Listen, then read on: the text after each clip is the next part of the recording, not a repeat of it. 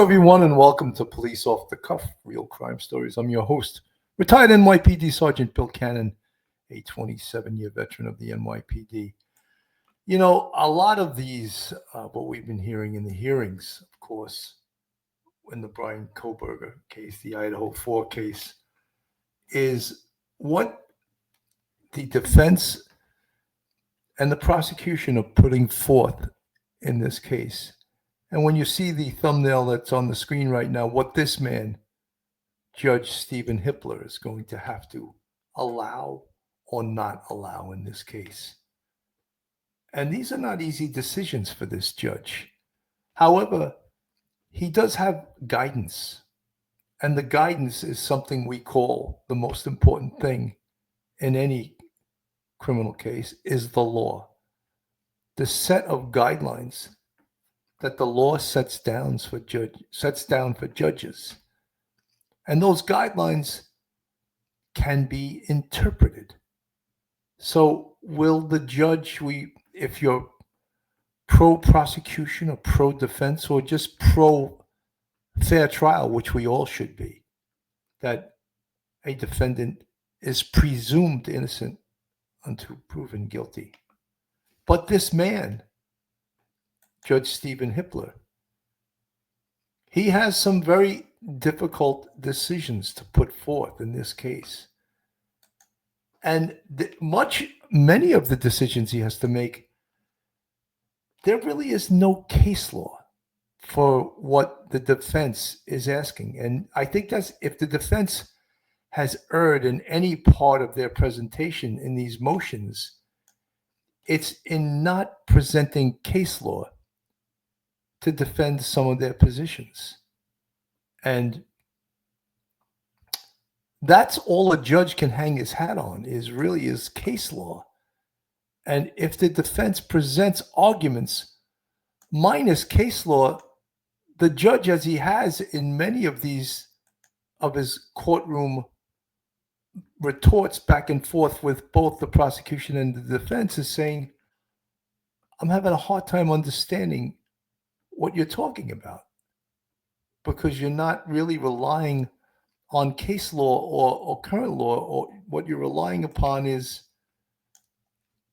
whether it's right or wrong or emotion, and that's not the law. So rightly so, this Judge Stephen Hippler has ruled on certain things. And think of some of the most important things, of course. The very most important thing in this whole case is the touch DNA on the button of the knife sheath that was left on the scene. That has come back to a match to Brian KOHBERGER. Is there a judge in the land that would suppress that evidence? I think not. And the arguments from the defense is that they don't like the way it was processed. And again, is there case law in the way, for example, a lab like Othram Labs would process touch DNA evidence? Is there case law? This technology is quite new, so perhaps there is no case law. But what they did will be part of the discovery, and it will be known to the court. So do I see the judge even remotely throwing out the touch DNA? Absolutely not. To me, that is the most powerful piece of evidence in this case.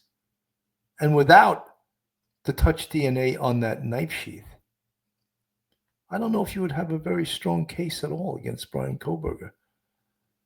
But connect also the touch DNA on the knife sheath and connect it to additional circumstantial evidence. So we're going to talk more about this, but what is the additional circumstantial evidence I'm referring to? Well, the fact that 8 months prior to these murders on November 13th, 2022, Brian KOHBERGER ordered a K-bar knife, a knife sheath, and a sharpener off of Amazon. So as we say on this show, connect the dots.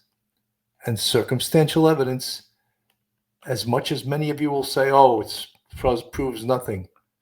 Well, circumstantial evidence from which inferences are drawn can be extremely powerful.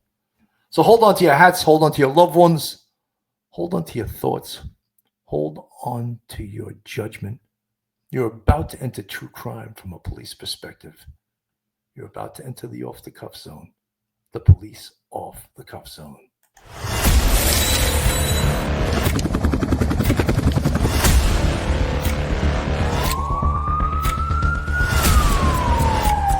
There has to be some common sense. They were the ones who called 911 to get him help, and now they're calling for change.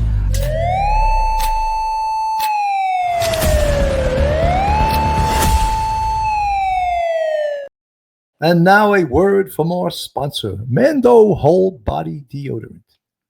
The thing I like most about Mando Body Deodorant is that it lasts all day and leaves me feeling clean and fresh. It doesn't quit even under the harshest heat and humidity.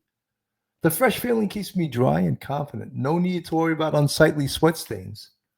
Mando's starter pack is perfect for new customers. It comes with a solid stick deodorant, cream tube deodorant, 2 free products of your choice like mini body wash and deodorant wipes, and free shipping. As a special offer for listeners, new customers get $5 off a starter pack with our exclusive code. That equates to over 40% of your starter pack. Use code POLICE, police, in capital letters at shopmando.com. That's shopmando.com. Please support our show and tell them we sent you. Smell fresher, stay drier, and boost your confidence from head to toe with Mando. So, folks, we are looking at really the case is going to go on trial in August. So we are looking at the nuts and bolts of this case. Where is it going? Where is the evidence? What evidence will be allowed? What will be disallowed? And this case is one of the most important cases that we've seen come up in a long period of time. Just an international case that this man here accused of taking the lives of 4 individuals, and people are waiting for the response from criminal justice, from the courts, from the police, from whether this was in fact a good investigation or whether we don't believe. There's been many people conjecturing, oh, this case, he's framed, he didn't do it by himself, there's no this, there's no that. I just ask you to keep your wits about you and follow the evidence and pay attention, and we'll see where this case goes. This is a short clip about the evidence. Here with us, our legal expert here at CBS 2 to talk about some of the things we've been seeing pop up throughout the court proceedings, including today. So, Ryan, let's talk about why the judge's decision to block the autism as an aggravating factor in the death penalty is significant. Significant because Idaho's decided that we don't use things like autism against someone in deciding whether they should be executed. Okay, and so with the DNA evidence, how about that, especially the touch DNA on the knife sheath? That's really contested in this case. It's been incredibly contested because the way they found that information was through genetic genealogical testing, which is a brand new area and one that hasn't really been litigated in Idaho before. And so why is that making it so controversial for the defense team? It's controversial because they don't like the way that they found out whose DNA this was on the sheath. Okay. And so with the judge balancing here the potential for prejudicial evidence that they've been bringing up, like the body cam footage or even the photos of the crime scene, which are quite gruesome, should those kind of things be shown to a jury? Well, all good evidence is necessarily prejudicial because it shows something that the other side doesn't want you to see. So generally what the judge will do is they'll make sure that the jury gets to see what happened here without making it cumulative, without making them see it over and over and over again. Okay, and with the defense, they would want to introduce, it's brought up in paperwork in the court documents, alternative suspects that could have been brought up. Why does the judge mean that they need to factual showing, requiring factual showing if that gets brought up? The judge wants them to talk about things that could happen, that they have proof of, not just things that they could conjecture about. So that's been the big challenge from the judge there, is making sure that defense can provide some actual proof and basis for that alternative suspect theory. And why is that important in a jury trial, that it's not just conjecture? What does that do for a jury? Well, jury doesn't want to just see conjecture, right? The judge wants to make sure that evidence that comes before the jury is evidence that's reliable. That's one of the things that a rule of evidence requires of evidence that comes in. It has to be reliable and truthful. Okay, and then how does excluding terms like psychopath or murderer during the proceedings help ensure a fair trial for him, as those have been brought up as something? Well, a jury is going to hear the word murderer or psychopath, and they're going to absolutely attach negative connotations to those words. Right? So we try to take words with large conclusions like that away from the jury when we're talking about an individual, to make sure that his right to a fair trial is preserved. Is there anything else happening in today's proceedings that you think are of big impact when it comes to the trial later on in the summer? I think a ton of what's happened today is going to have a lot of impact, but I think the court's really weighing everything carefully, and it's going to give us some really big decisions here in the next few weeks. Okay, and of course, Ryan will be with us throughout this process, as he has been from the beginning. We're also, of course, following Lori. Ryan Black. It's, so some of those major heavy-duty decisions, the autism spectrum, really that would come into consideration during the death penalty phase, if in fact Brian Kohberger gets convicted and they go for the death penalty. The defense would argue that he shouldn't get the death penalty because of the autism spectrum disorder. Apparently the judge has ruled on that and doesn't believe that that should come into play.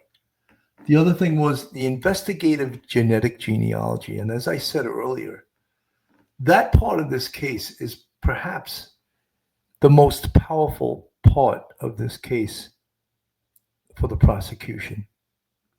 And the defense doesn't like the way that the touch DNA was collected or in utilizing investigative genetic genealogy. And there is not much case law on this because this is a relatively new technology. So when a lab takes a minute, really tiny piece of evidence, and they're able, due to the technology that's available to them now, stretch that, compound it, make it a larger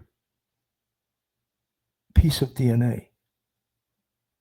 Is that affecting the DNA in any way that would change the identity of who it belonged to? And apparently the law says no. But many of these investigative genealogical sites have their own guidelines about how things, or whether even law enforcement can utilize their site. And these are some of the arguments that the defense is making. I think there is not a chance in the world that Judge Stephen Hippler will throw out the DNA. I think there is zero chance.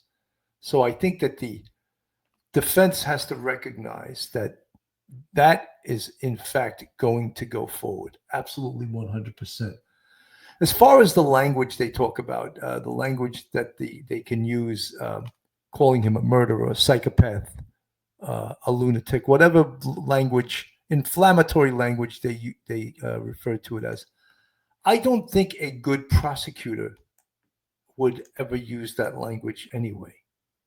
So, but the defense wants to make sure that that type of inflammatory language would never be used to influence the jury in any way. So they want to make sure that that's out there. The other thing is, some people get upset about this too, the alternate suspects.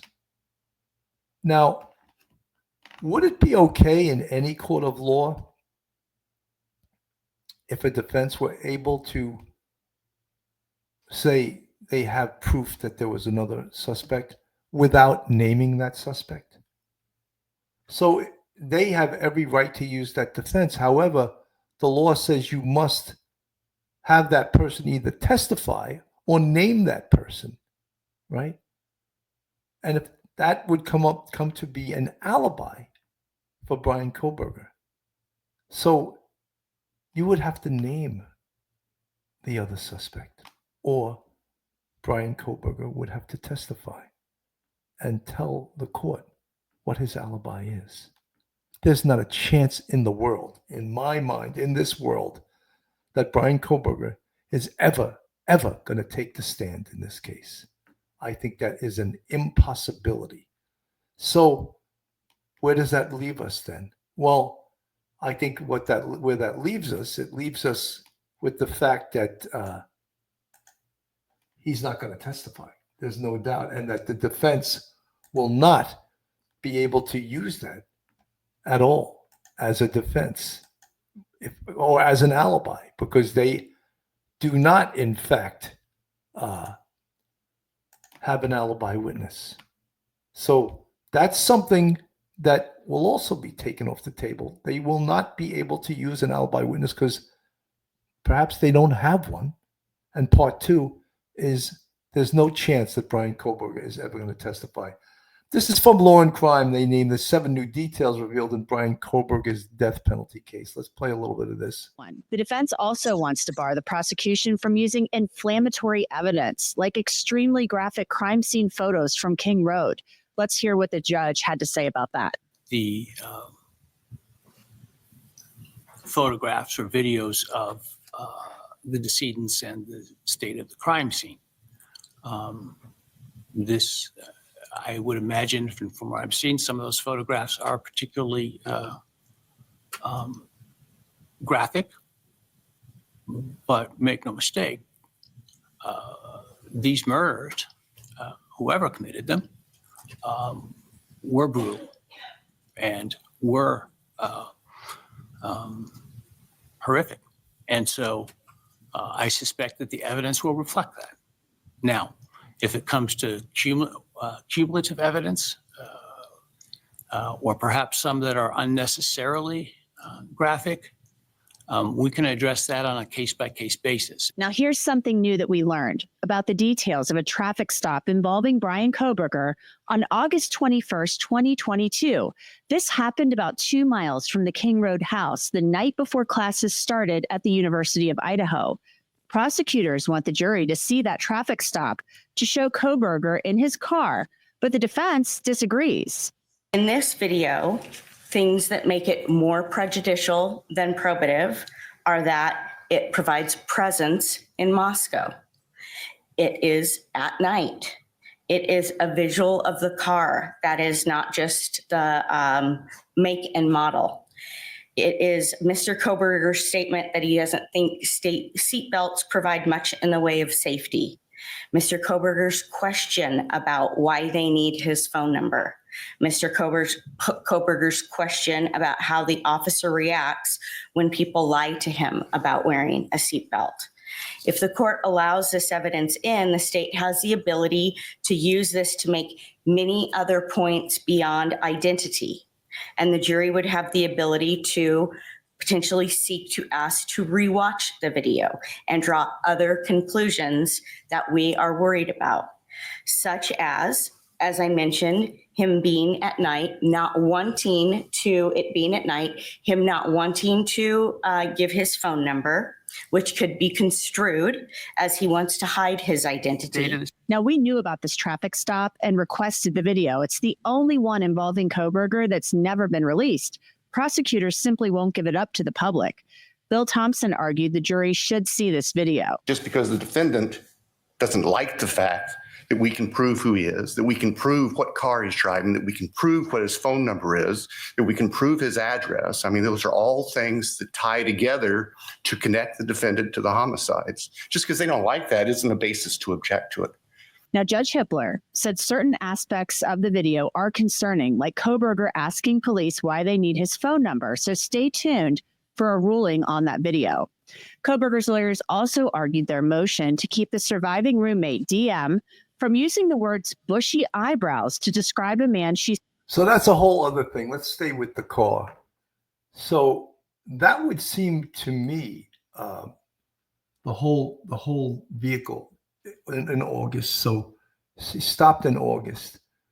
That puts him in the Hyundai Elantra.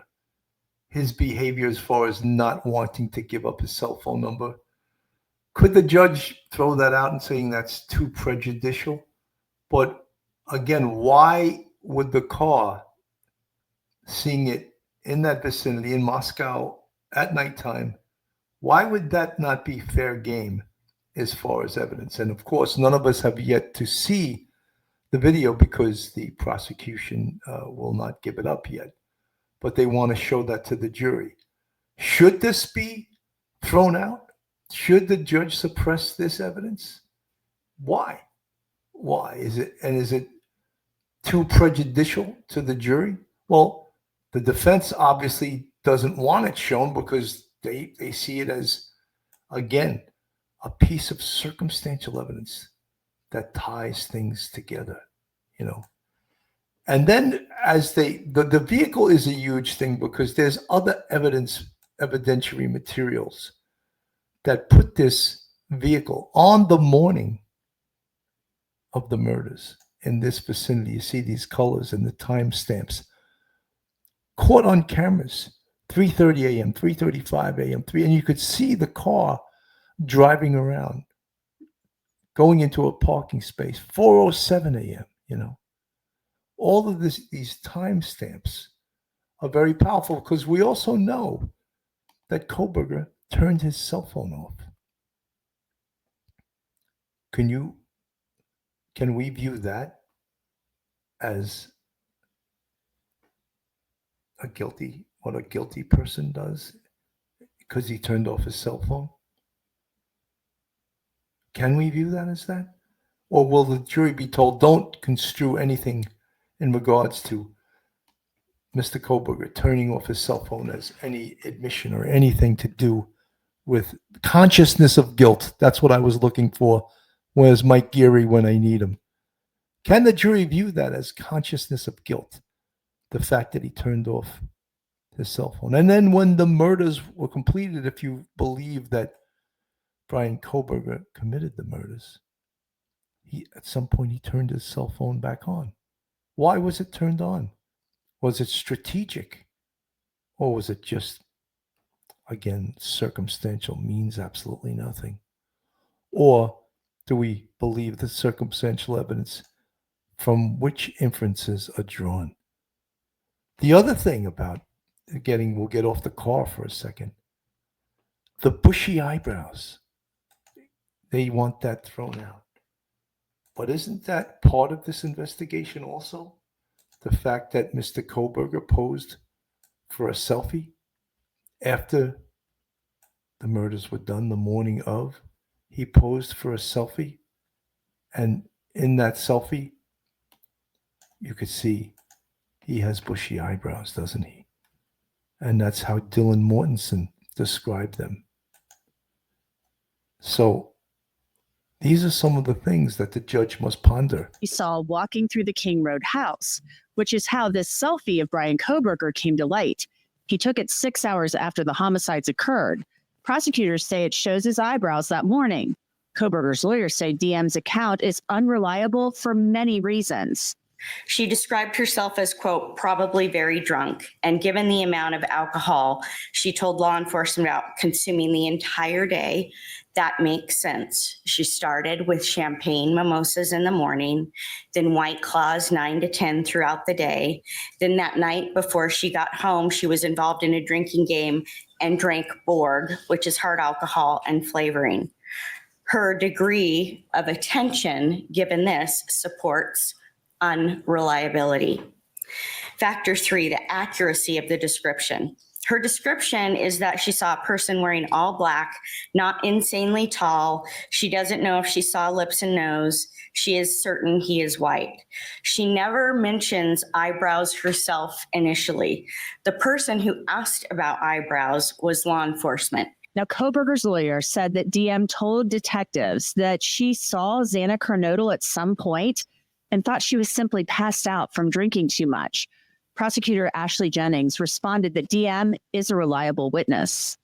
The male DM saw that night was covered head to toe. The only thing that was uncovered was a portion of his face. That does not lend itself to positively identifying any particular person. Therefore, an identification procedure was not used, and that Manson-Biggers test is inapplicable. Instead, on 4 separate occasions before Brian Kohberger was even identified or arrested, DM gave consistent descriptions of the male she saw in the residence that night at around 4 a.m. Every time she described this person as being white, male, wearing all black, a few inches taller than her, she's 5'10", wearing a mask, skinny, athletic, tone build, and not a voice that she recognized. During 3 of those interviews, she then describes the male's eyebrows, and she describes them as being bushy. Obviously, there was some focus on the eyes or the eyebrows by investigators because this is the only portion that she could see. She never wavers in her description of the person that she saw. She's very clear about what she does remember and what she doesn't remember. Defense put the state of Mr. Kohberger's eyebrows into question. In an attempt to discredit DM's testimony or description, they wrote, "Mr. Kohberger does not have bushy eyebrows." Judge Hippler did not rule on that motion. So very interesting because, yeah, they sort of want to destroy the credibility of Dylan Mortensen. But one of the things that her description fits is this picture right here. Brian Kohberger on the morning, about 10:30 in the morning, on the morning of the murders. He very clearly has bushy eyebrows. So that doesn't disqualify Dylan Mortensen at all as a witness because sure enough, yeah, she was drunk. Admittingly, she was drunk. However, doesn't this fit her description is in regards to having bushy eyebrows? I think it does. You know, I'm just trying to explain some of the evidence and what the evidence potentially could mean. And you can believe the evidence or not. You can, in your own opinion, disqualify the evidence or not. But don't ever forget, and as I repeat ad nauseum on this channel, circumstantial evidence can be very powerful. And it simply means from which inferences are drawn. And when there is lots of circumstantial evidence, the power of it cannot be denied.